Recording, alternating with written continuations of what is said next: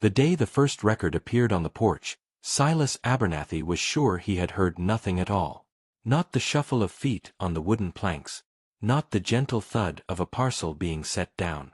Only the perfect stillness that had defined his life since Eleanor and Thomas were gone. It was the kind of silence that precedes a storm, a stillness so absolute it feels like a presence. Yet, there it was, sitting on the small rocking table beside his worn-out chair. A single, unlabeled record, its dark vinyl shimmering under the late afternoon sun. Silas, a man whose bones felt as old and brittle as the pages of an antique book, squinted at the object. He was a creature of routine, and this was an anomaly.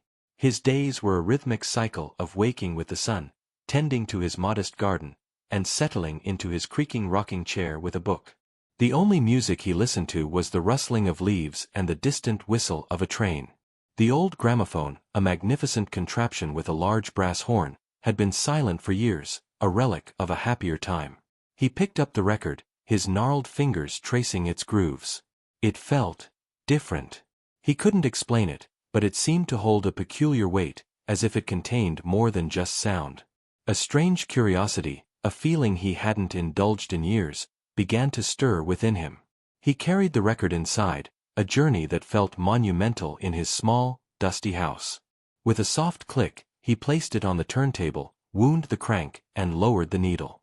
The hiss and pop of the needle on the vinyl were sounds he hadn't heard in a long time. Then, a soft, ethereal melody filled the room. It was a lullaby, haunting and familiar. A song his mother used to sing to him as a child. He closed his eyes, a wave of nostalgia washing over him. The tune was so clear, so perfect, it was as if she were right there in the room. But then, an additional sound broke through the music, a faint, rhythmic creak, the sound of a rocking chair, a sound so real, it wasn't a memory at all.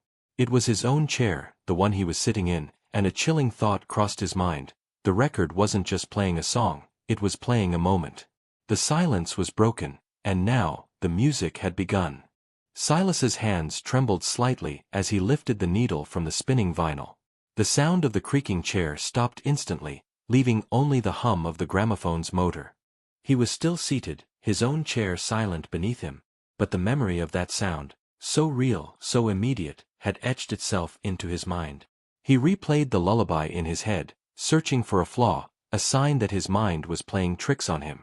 But the melody was perfect, and the creak was too distinct to be a simple imperfection on an old record. The next day, a second record appeared on the porch table. Just like the first, it was unannounced and unlabeled, a silent arrival in the morning stillness. This time, there was no hesitation. A mix of dread and morbid curiosity compelled him to place it on the turntable. He wound the crank with a firm hand, the spring inside coiling with a familiar resistance. He lowered the needle, his heart pounding a soft, uneven rhythm against his ribs. A faint crackle filled the room, then the air thickened with the sound of muffled voices. Silas leaned closer, his ear hovering near the large brass horn. The voices were indistinct, as if speaking from a great distance or through a heavy veil. But then, a word, clear as a bell, cut through the static: Silas. The voice was Eleanor's, his wife who had passed away 5 years prior. Then another voice, younger and sharper, joined in. "Don't tell him," it pleaded. It was Thomas, his son. Silas's breath hitched in his throat. This wasn't a lullaby or a forgotten memory. It was a conversation he had never heard. They were talking about him, about a secret. "He won't understand," Eleanor's voice whispered, a sound of sorrow and deep regret. The conversation ended abruptly, swallowed by the hiss of the vinyl. Silas sat in stunned silence, the gramophone's horn now a gaping maw of unspoken words. The machine wasn't just playing back sounds, it was capturing moments, memories, perhaps even secrets, that were never meant for his ears. A cold dread settled in his stomach. The song he was hearing was not his own, and it was quickly becoming a melody of forgotten truths and painful memories, all delivered by a machine he had thought was a simple relic. He looked at the gramophone, no longer a beloved possession, but an ominous oracle revealing what his loved ones had concealed from him. I will continue the story in English and write Chapter 3. Chapter 3. the mechanics of the past. The following days were a blur of restless obsession. Silas's routine, once a source of comfort, was now a forgotten ritual. The garden lay untended, the books unread. His world had shrunk to the four walls of his parlor, and the one object that now consumed his every waking thought, the gramophone. It was no longer a simple machine but a puzzle box, a mechanical heart that pulsed with secrets. Driven by a need to understand its true nature, Silas began to meticulously examine the device.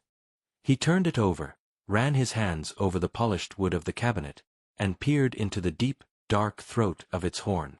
Every part, every screw, seemed to tell a different story. The craftsmanship was unlike anything he had ever seen, a marvel of engineering that seemed to defy the limits of its time. He unscrewed the back panel, the brass fasteners cool and slick under his fingers. Inside, the intricate clockwork of gears and springs was a beautiful, terrifying labyrinth.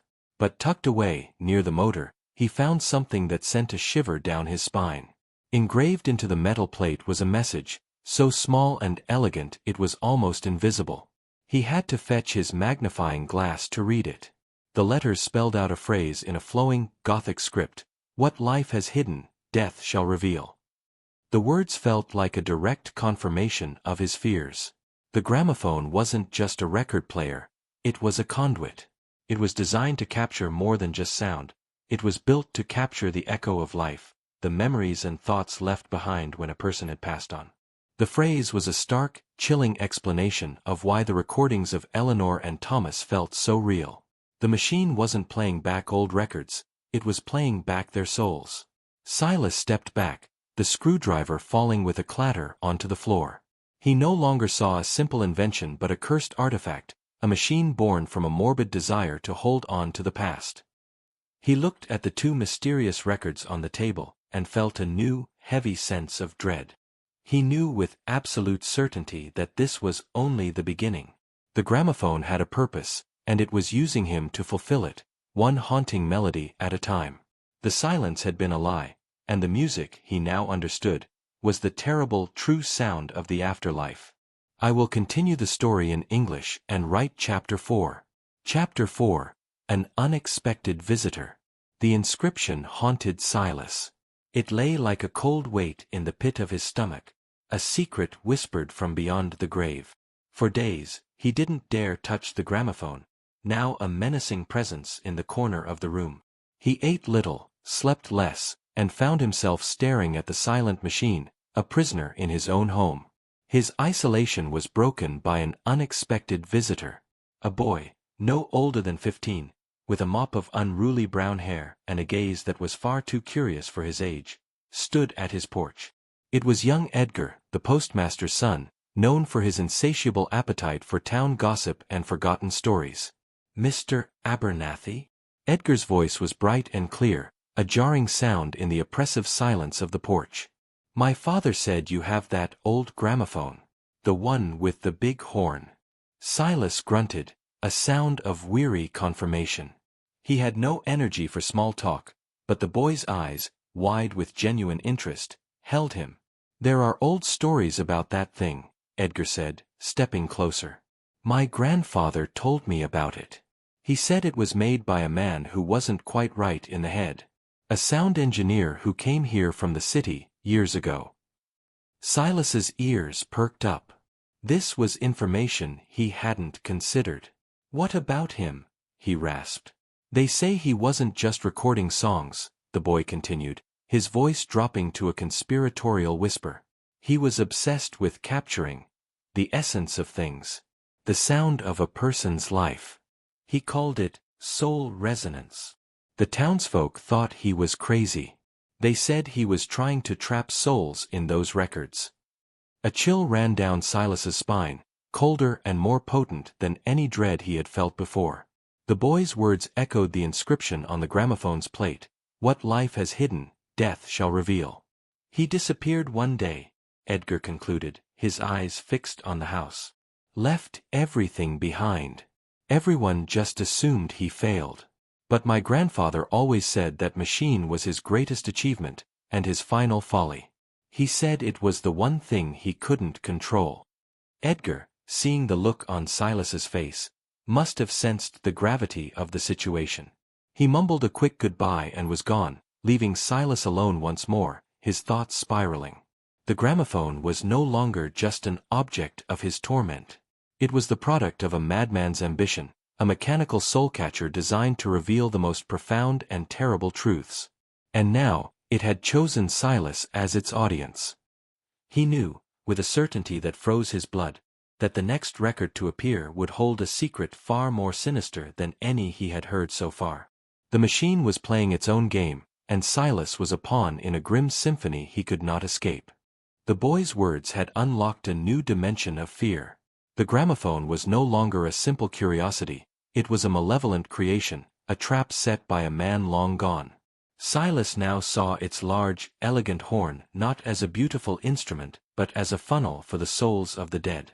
He felt a desperate urge to smash it, to shatter the records and put an end to the terrifying symphony, but a strange paralysis held him back. He was a moth to a flame, unable to pull away from the horrible secrets it promised to reveal. The recordings that followed were far darker. The first was a cacophony of voices, all speaking at once, their words a jumble of anger and despair. It sounded like an argument, fierce and desperate.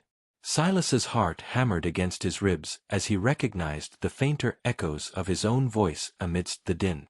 It was a fragment of a memory he had suppressed for years, a heated argument he had had with his son, Thomas, the night before he left for the war.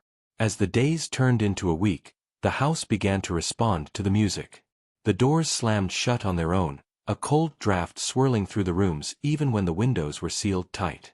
At night, shadows stretched and twisted on the walls, seeming to lengthen and shorten with the rise and fall of the gramophone's eerie tunes.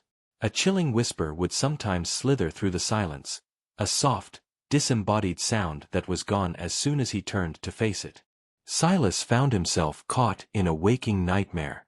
He would be in the kitchen, and a low, guttural laugh would echo from the parlor, a sound he had never heard before, yet one that filled him with an instinctive terror. He would rush into the room, only to find the gramophone silent and still, its brass horn gleaming innocently in the dim light. The music was no longer confined to the records. It had seeped into the very fabric of his home, transforming it from a place of quiet solitude into a haunted house of his own making. The line between reality and the spectral recordings had blurred, and Silas realized with a cold certainty that the gramophone wasn't just playing back memories, it was making them real. The melodies of the past had become a presence, a malevolent force that was now sharing his home. Silas's world was shrinking, his days consumed by the oppressive atmosphere of his home. He no longer went outside, afraid of what new record might appear and what new terror it might bring. His mind, once a fortress of routine, was now a playground for phantom sounds and shifting shadows. Then, a new record appeared. He didn't see it arrive, but he knew it was there, sitting on the small table by the front door. This one, unlike the others, seemed to hum with a palpable energy. As he approached it, he felt a strange sense of resignation, as if he knew what was coming and was powerless to stop it. He placed it on the turntable, wound the crank, and a single, clear voice filled the room. It was Eleanor's. "Silas," she began, her voice a mix of sorrow and deep regret. "If you are hearing this, then you have found the truth. I pray it doesn't break you."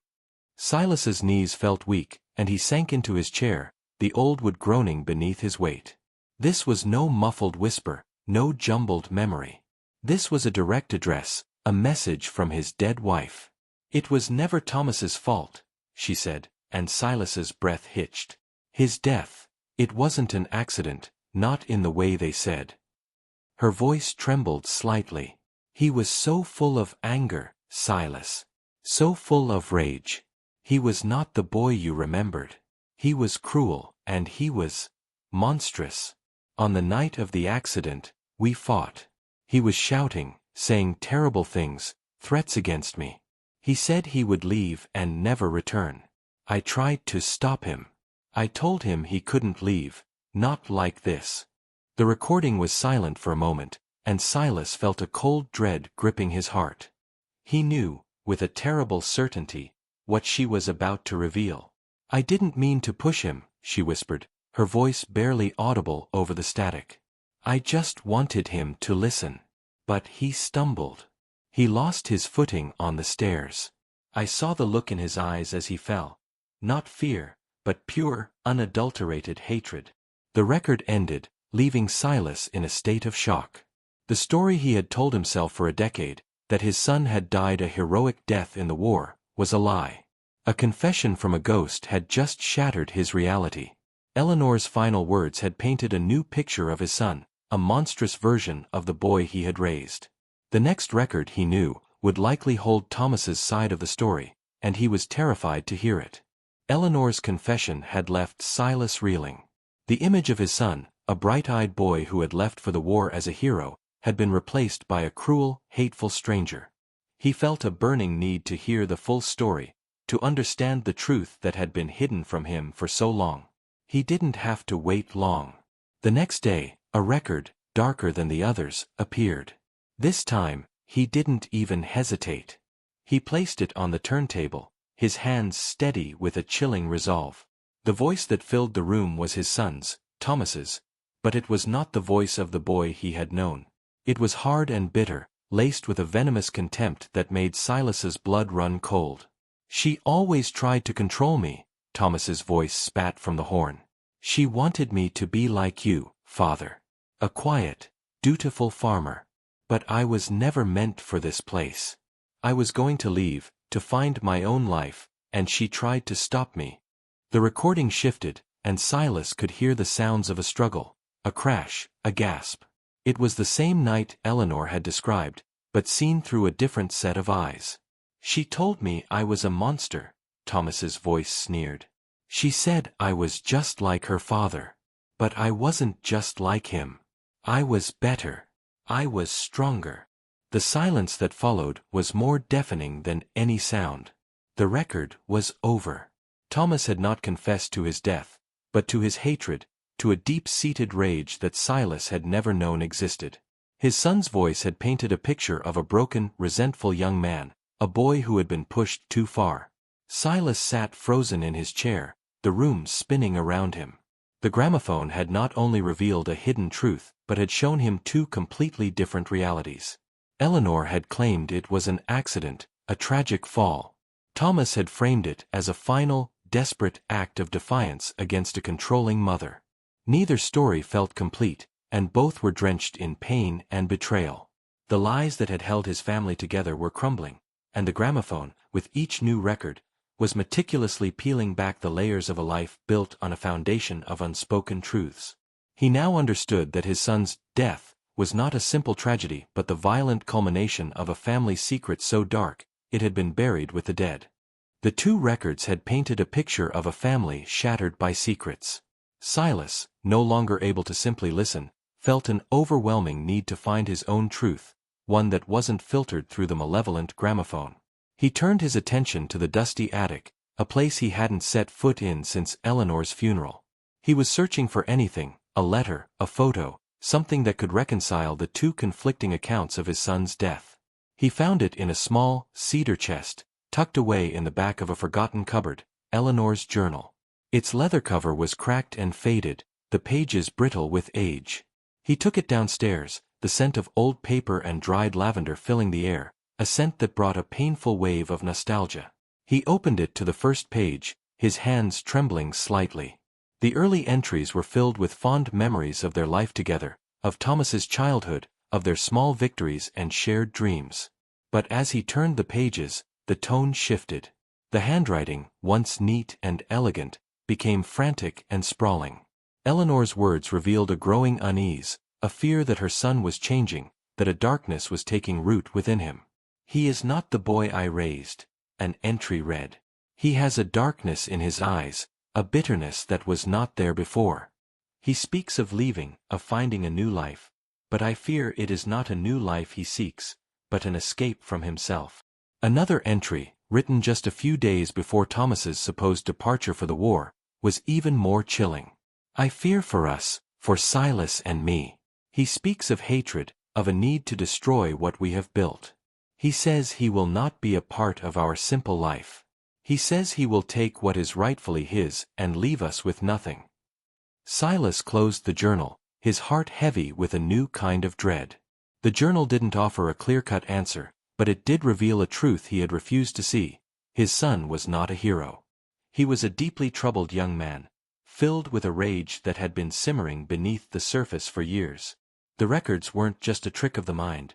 They were a confirmation of the darkness that had haunted his family, a darkness that was now coming to light, one terrible record at a time. The gramophone was not just a machine, it was a testament, a final declaration of a family's demise. The journal had given Silas a new, terrifying piece of the puzzle. But it wasn't enough. He still couldn't reconcile the fragmented versions of the story. Eleanor's confession of an accidental push and Thomas's account of a desperate, hateful struggle both left a lingering sense of incompleteness. He needed the full picture, the final piece of the dark puzzle. He didn't have to wait. That evening, a new record appeared on the table, its surface a swirling pattern of grays and blacks. This one was different. It didn't feel like a memory, it felt like a presence. He placed it on the turntable, his hands steady with a chilling resolve. The sound that came from the horn was not music, but the ambient noise of a house on a quiet night, the creak of a floorboard, the gentle sigh of the wind outside. And then, voices. He could hear Eleanor's voice, pleading, filled with a sorrow so deep it made his own chest ache. He heard Thomas's, cold and filled with a hateful contempt that sent a shiver down his spine.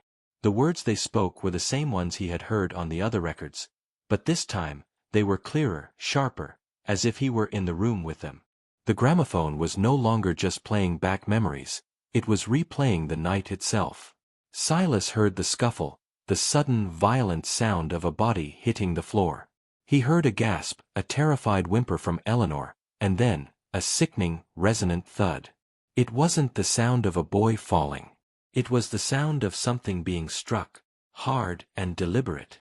The sound of a final, violent blow. He heard Eleanor's voice, now a terrified whisper. "What have you done?" she cried. And Thomas's voice, filled with a chilling, triumphant laugh. "I told you I was stronger. I told you I wasn't going to let you stop me." The record ended, leaving Silas in a state of stunned, horrified silence. The gramophone had not only revealed a hidden truth but had shown him a new, terrible reality. His son's death was not a simple accident, but a premeditated act of violence. Thomas had not fallen. He had been murdered. And the most terrifying part was the sound Silas had just heard, the sound of his wife killing their son.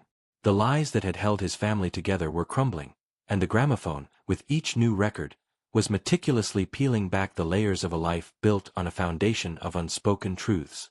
He now understood that his son's death was not a simple tragedy but the violent culmination of a family secret so dark it had been buried with the dead. The terrifying clarity of the last record had broken Silas. He felt a profound, bone-deep sorrow, not just for the loss of his son, but for the life he had lived in blissful ignorance. His wife, his beloved Eleanor, had murdered their son and then lied about it for a decade. The truth was a physical weight on his shoulders, a silent scream in his ears. He stumbled from the parlor, the house a suffocating tomb of lies. The final words he had heard on the record, a faint whisper from Eleanor, had been, "It's near the well, where no one will ever look." He didn't understand the meaning at first, but the words echoed in his mind, growing louder with each passing moment. Driven by a terrible certainty, Silas made his way to the back of the house, to the overgrown yard where the old, crumbling well sat. It had been boarded up for years, a relic of a time when the house was a working farm. He stared at it, the rusted chains and moss-covered wood an eerie testament to its disuse. As he approached, a faint metallic smell filled the air, the smell of old, stagnant water. But beneath that, something else. A scent that made the hair on his arms stand on end. He grabbed a crowbar from the shed and began to pry at the wooden planks. Each splintering sound was a drumbeat of dread. He worked with a feverish intensity, his mind filled with the horrifying sounds of the last record. He didn't know what he would find, but a terrible premonition told him it was something he didn't want to see. When the last board fell away, a wave of cold, dank air rushed out. He peered into the blackness, his heart a frantic drum against his ribs.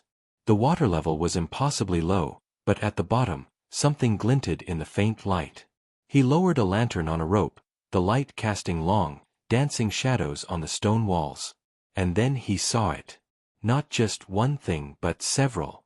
A pile of old clothes, a leather satchel he recognized as his son's, and something else, something wrapped in a canvas sack. A faint whisper seemed to rise from the depths, a sound so soft it could have been a trick of the wind. "We didn't mean to, Silas. It was an accident. We just had to hide it." Silas's blood ran cold. The word was not a singular one. We. Not just Eleanor, but someone else. The full, horrifying truth was now within his grasp, and he was terrified to see what else had been buried in the depths of the well. The gramophone had not just revealed a secret, it had led him to a grave. Silas didn't need a crowbar to pry the next secret from the earth. The well, now exposed, was a gaping maw of the past, and he was staring directly into its cold, unforgiving face. He felt a new record appear on the table, and this time, he knew it was the final one. The last piece of the horrible puzzle. He took it inside, his hands trembling, and placed it on the turntable. The sound was not music, but a low, guttural hum, a resonance that seemed to vibrate through the very walls of the house. And then, the voices began. They were not muffled or faint. They were clear, right there in the room with him. Eleanor and Thomas. But this time, they were not recordings. They were phantoms, specters of their former selves, standing on either side of the gramophone. "You knew," Eleanor's ghostly voice accused, her eyes hollow pits of despair. "You knew what he was. You saw the darkness in him, but you did nothing. You let me bear the burden alone." "He was going to kill us," Thomas's phantom voice hissed, his face a contorted mask of rage. "He was going to burn this house down with us inside. We had to stop him." "We," Silas whispered, his voice a dry rasp. "Who is we?" The hum of the gramophone intensified, and a third figure began to materialize, a vague, shifting shape next to Eleanor. It was the figure of a man, not of their family. "He was never just a ghost," Thomas's voice snarled. "He was a partner, a collaborator. He helped her. He helped her hide the truth." Silas's eyes darted between the specters. He had lived his life believing in a simple, tragic story, but the gramophone had revealed a labyrinth of lies and betrayals. His beloved wife, his dead son, and a shadowy third figure were now standing before him, their silent accusations a deafening roar in his mind. The final record was not a memory but a confrontation. The gramophone wasn't just a record player, it was a jury, and Silas was on trial for his silence, his ignorance, his failure to see the truth that had been buried so deep. The spectral confrontation had left Silas on the brink of madness. He staggered backward, his mind reeling from the revelation. The third figure, a shadow, a presence he had seen but never truly registered. He looked at the gramophone, a malevolent sentinel in the middle of the room. It was not just a device, it was a final arbiter, a judge passing a terrible sentence. And then, a new record appeared, sitting on the turntable. It was unlike any of the others. It was perfectly black, without a single groove. It felt cold to the touch, and it seemed to absorb the light around it, a small, dark void in the heart of the room. Silas felt a profound sense of finality. He knew, with an unshakable certainty, that this was the end. He didn't have to place it on the turntable. The hum of the gramophone intensified, and the record began to spin on its own. A single, pure note filled the room. It was not a note from a musical instrument, but a sound so clean, so powerful, it seemed to resonate in the very air itself. It was the sound of a bell tolling, a deep, mournful sound that was not just heard but felt, a sound that seemed to vibrate in his very bones. It was the sound of his own death knell. The phantoms of Eleanor and Thomas vanished, their purpose fulfilled. The gramophone had delivered its final message. The sound was not a premonition of his death. It was the sound of death itself, the music that accompanied the soul as it left the body. The machine, this terrible beautiful invention, was not built to reveal secrets but to capture the moment of passing, the final resonance of a life ending. Silas sat in his chair, the sound of the bell tolling in his ears. He was not afraid. A strange sense of peace washed over him, a calm acceptance of his fate. He had lived his life in ignorance, but in his final moments he had been granted the truth, a truth that was both a curse and a liberation. The music continued, but it was no longer a haunting melody. It was a hymn, a final, beautiful symphony of his own life. The gramophone had found its final audience, and Silas Abernathy was ready to listen.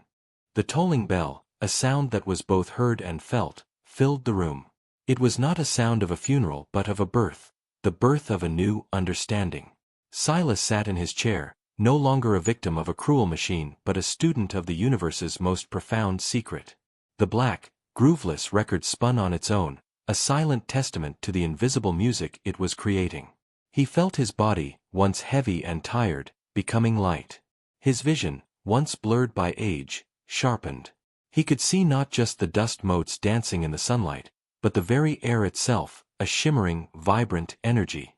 He could hear not just the tolling bell, but a symphony of other sounds, the soft whisper of the wind on the other side of the world, the distant rumble of a train he knew was 100 miles away, the quiet creak of a house a century old. The gramophone was not a recorder of the past but a conductor of the present. It didn't just play back memories, it captured the resonance of the moment of death, the final, unique sound that a life makes as it ends. The lullaby of his mother was not a memory of her voice but the sound of her last breath. The conversation with his wife and son was not a recording of a long-ago argument but the sound of their souls leaving their bodies. Silas understood. The gramophone had not been revealing secrets, it had been revealing a new reality. A reality where the dead were not gone but simply a part of a different kind of music, a symphony of existence that was always playing, always present. The sound he was hearing, his own death knell, was not a foretelling of his end but the beginning of his new song, the first note of his own unique melody. He was not a prisoner of the past but a participant in the eternal present.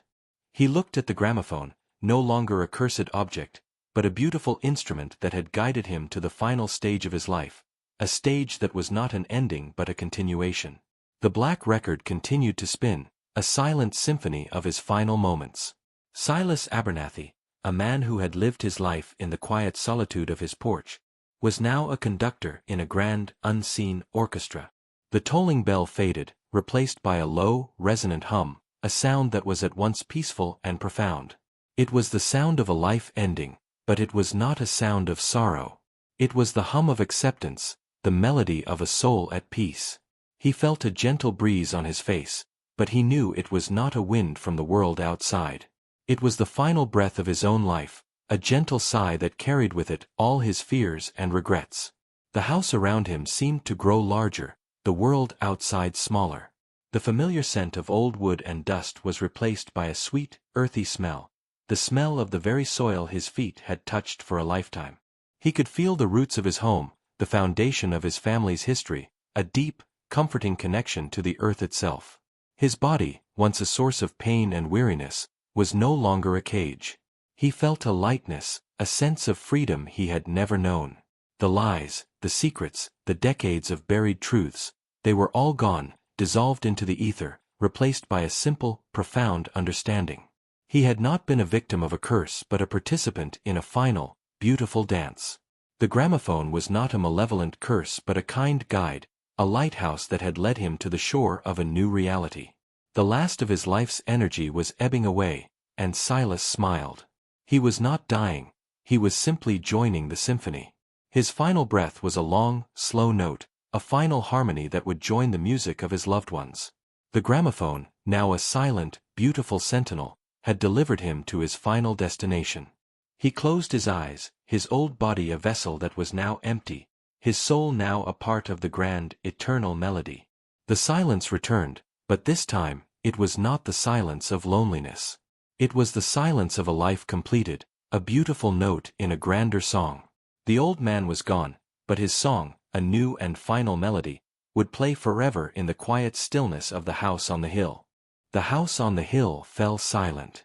The gramophone, its purpose fulfilled, stood as a silent witness to a life's end.